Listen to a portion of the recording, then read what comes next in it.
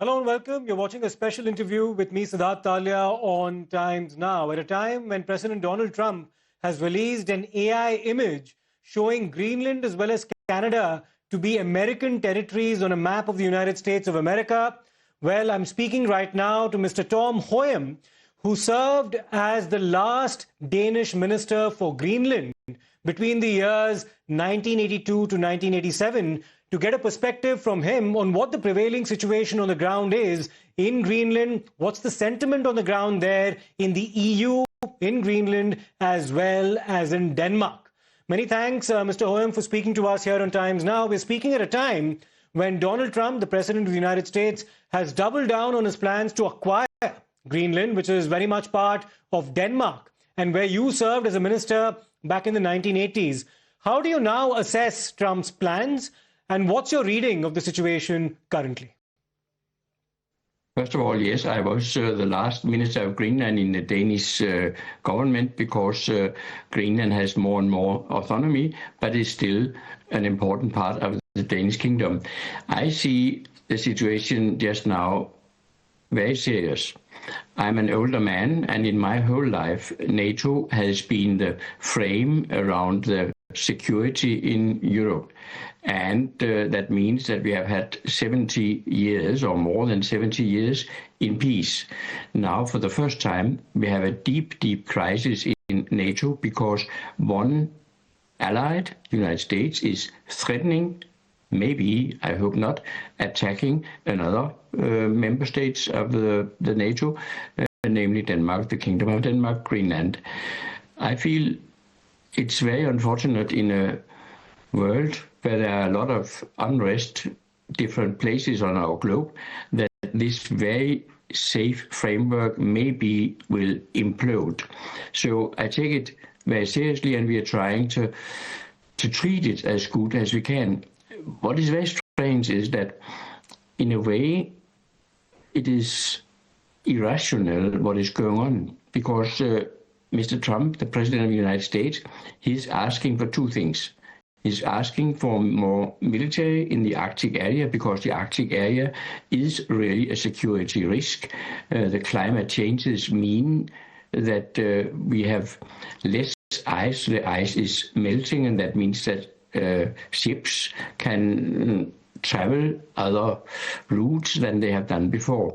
But we, Denmark, Greenland, we have already ourselves paid billions for military in the Arctic area, and we are saying to Mr. Trump, yes, yes, please, we would also like to have more military. That's both Greenland and Denmark. And NATO last week actually showed this in a way that they sent a kind of first troops to the Arctic area, both to look what can we do here, but also to send the signal to Mr. Trump, yes, we are very willing to have more military here. So that's the one thing, that it is unreasonable what's going on. The second is that Mr. Trump is actually saying he would like to have some of the mines, the raw materials, the minerals in Greenland, and we, Denmark, Greenland, we say, yes, please, please. We would like American investment in mines and in the minerals in Greenland. So it's very strange for us to see why this conflict should occur now, when we actually have nearly the same goals. Well, there's a lot else that has also happened, Mr. Hoyem, and we'll discuss that, including, of course, the penalty that's been imposed on the EU with tariffs over this entire matter. But let me ask you a plain and simple question first. Are you ruling out the possibility of Donald Trump using the military option to acquire Greenland, or are you not? I am nearly ruling it out by two reasons. The one is that Mr. Trump could send all the soldiers he would like. United States has before had something like 17 military bases in Greenland. Now they have one. They have before had maybe 20,000 soldiers in Greenland. Now they have 150. And we, Denmark, Greenland, say, please, you are very welcome to send more military. So that's one reason. But if I have a bit of hope, it is actually the parliamentary and the Congress, the Senate in Washington. Their people have started. We have had 15 members of the Congress visiting Copenhagen, talking with the parliamentarian colleagues there, and they are against Mr. Trump's idea. And even when Mr. Trump is the president and he has a lot of power, then there's one power he doesn't have, and that is the political and parliamentarian power. And we are now trying as good as we can to talk with members of the Congress, member of the Senate in Washington, and more from these are saying, no, we do not support Mr. Trump's idea about taking Greenland. So we are in a very, very serious crisis, but I'm a bit hopeful because I think that the political establishment in Washington is waking up, and we, from the European side, we are doing it as intelligent and diplomatic as we can. What's your reading, sir, in terms of the sentiment of the people of Greenland at this juncture? There's always been a push there for greater autonomy. How do they see Donald Trump's talk of intervention and acquisition? Well, first of all, the ground situation is, of course, that the people in Greenland, there are only 56,000 in a huge island, as big as Europe nearly. Of course, they are afraid of all these threats. However, the line in the kingdom has been that Greenland should have more and more autonomy. Right. I said that I was a minister of Greenland, but the last one, because we closed, on my suggestion, my own ministry because more and more autonomy is going to Greenland. When I started as a minister, I had 10,000 employees in my ministry. When I closed it, there were 2,000 because we give this autonomy. And in 2009, the Danish parliament passed a law saying that if Greenland has a referendum vote in Greenland that they would like to be completely autonomous, then Denmark would have to, in the Danish parliament, to vote about this, and we would say yes. That means there is no conflict about this. Of course, there is maybe a handful, less than a handful, of very radical Greenlandic politicians who are arguing that they would like to get closer to the United States. But please remember, Greenland has been Danish in the kingdom for 300 years. That means we are all in family, also physically, Greenlandic woman, a Danish man, and all the family. So we are in a family together. That's one thing. The other thing is that the Greenland is member of the so-called ICC, that's the Inuit Circumpolar Conference, where Inuits around the North Pole are together.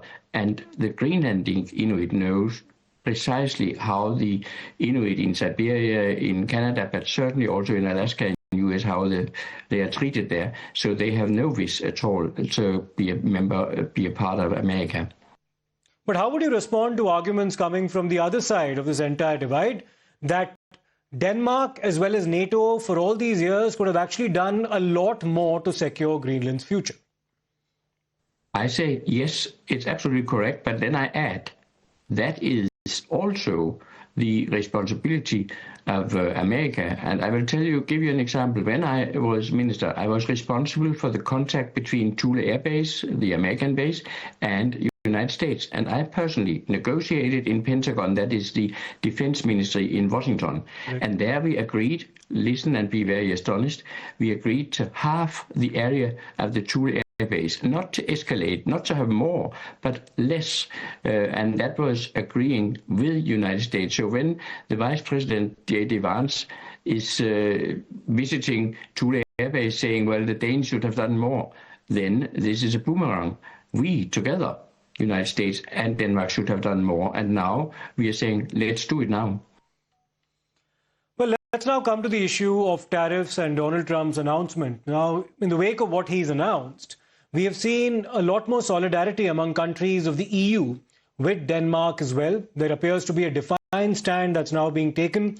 Do you expect this to last the distance amid what many people say is severe American pressure being imposed? I have three comments. The first is, yes, I really think by many reasons that this solidarity will be bigger and bigger. And the second comment is that who are paying for the tariff? The voters of Mr. Trump, because tariff means not that they get money, that they have to pay more for the goods. That means it will be a problem for Mr. Trump that the voters are paying more. But most important, and that is nearly the most sad aspect of this whole discussion, is that if you cannot trust America on this issue, can you then trust America on other issues? Denmark is the closest allied since the Second World War to the United States. They are our friends. We want to be together. And if you are threatening your friend in this way, what will they think in other countries, in your country, in India? What will they think in other countries around the world about the trust to an allied and trust to a friend, the trust to the United States? I think, unfortunately, it is not only NATO that's serious enough. It's not only the European Union that's serious enough, but it is a world discussion. If the biggest power in the whole world cannot be trusted, where are we then ending? Mr. Hoyem, Donald Trump has now used the entire national security argument to make a case for America's acquisition of Greenland. He's also said that China and Russia have their eyes on Greenland and that this needs to be prevented. What do you make of these claims coming from the American president? The first argumentation is that since the Soviet Union and now Russia, they have in reality built a lot of military in the whole area of the Arctic. Of course, not in Greenland, but around in the Arctic, they are very dominant with military. We have not seen threats until now directly to Greenland. The second issue, China. China is not a direct Arctic nation, and they have not until now been threatening in any way. And when Mr. Trump is told by his civil servant that there are Chinese ships around, that is false. It's simply fake news. It's correct that it is possible to sail in routes you couldn't sail before, but not the Chinese. You have not seen that. The Chinese are using a different method. I guess you know that also in India. China is investing in infrastructure. You can see it in Africa especially. They are investing in infrastructure and taking over in this way a lot of power.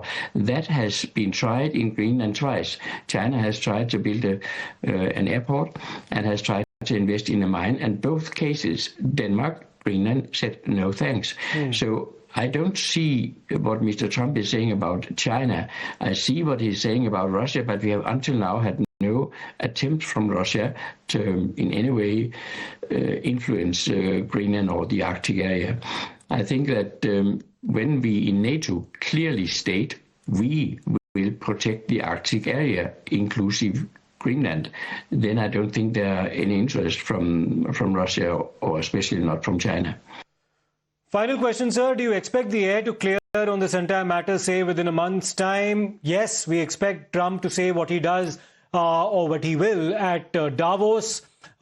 He's expected to meet leaders of the EU there as well. But do you expect a rollback on his part at all in the days to come? I hope, and I also think that in a month from now, this issue has not gone, of course not because it's a real issue, but it is then brought into normal meetings with diplomats. And I think that one way for Mr. Trump is, of course, a bit difficult. That is, he should not lose face. But let me give you an example. Mr. Trump said some month ago that he would send his vice president, Mr. Vance, and his wife to Nuuk. And they had already sent airplanes there, and they had sent armed cars there to prepare this meeting. Then they experienced and felt that the Greenlandic population would protest against it. Then they took all the armed cars back and the flights back, and then they only sent the son of Mr. Trump for 2-3 hours as a tourist. And Mr. Vance, not to lose face, he and his wife traveled then to the American Thule Air Base. That means even when you're provoked so much as Mr. Trump is doing, we have together to find a way where we can have this into normal diplomatic channels. And I especially hope, I'm really hoping this, that the Congress, also the Republicans in the Congress, that they are now setting a limit for what the president can do, because there are also rules in this world, and there are international rules about you can't buy another people. Of course you cannot. You cannot buy another territory. Of course you cannot in 2026, but also that the Congress must be involved. It's not something a president can do alone, and I think the Congress is, sorry for this word, fed up with this presidential way of ruling, and I think the Congress will be stronger in the future. Well, indeed, Mr. Hoyem, there are rules, but does President Trump really care? That's the big question. Of course, there are also midterm polls slated in the United States for this year. We'll have to, of course, wait and see if there is eventually some pressure that is brought to bear upon the American president to climb down on the kind of claims that he's made. We'll wait and see what happens. But many thanks for sharing your valuable insights with us, Mr. Hoyem.